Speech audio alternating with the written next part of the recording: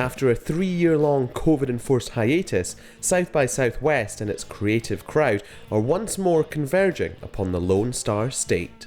South by, as it's affectionately known by those in the know, is something intangible, something indefinable, dare I say, fluid. At once, it's a film, music, art, and technology, well, party, really.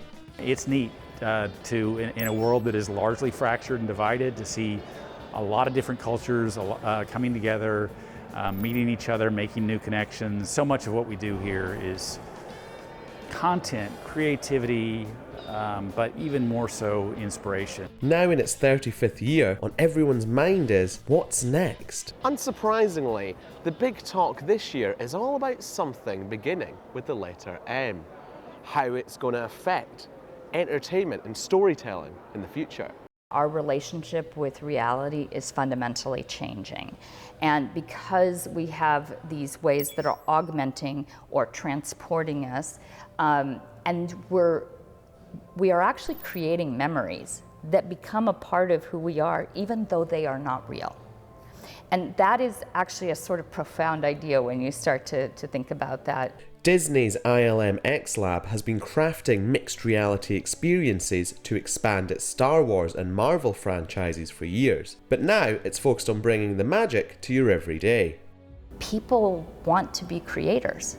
They don't want to just be consumers or participants. Audiences are getting more sophisticated and their expectations are increasing, and they do want this connected storytelling. They want a sense of persistence.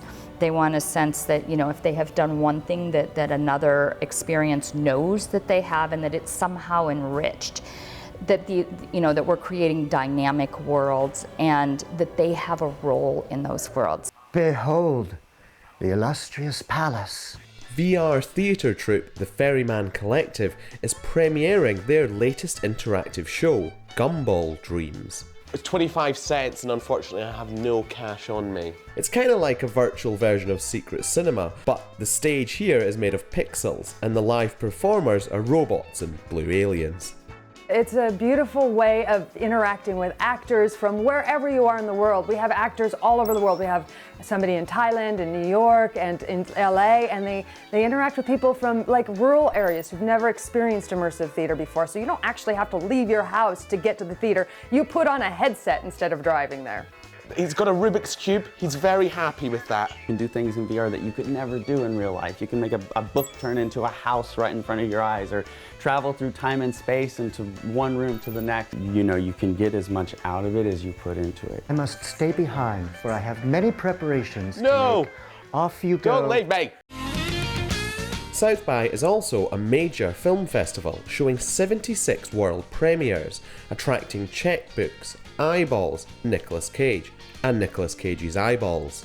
Startup Legion M is capitalising on this with their Film Scout app, which gauges authentic sentiment from real movie buffs. This is an entirely new way to finance and produce and develop films. If you think about it, fans hold all the power in the entertainment industry because it's our wallets and eyeballs that literally pay for everything, every dollar, everything. The reason that Netflix and Disney are worth hundreds of billions of dollars is because of the fans that are footing the bills. Our philosophy is that as much as possible, we want to harness and leverage the wisdom of the crowd so that we can make decisions based on data as opposed to just gut intuition from a couple of the executives.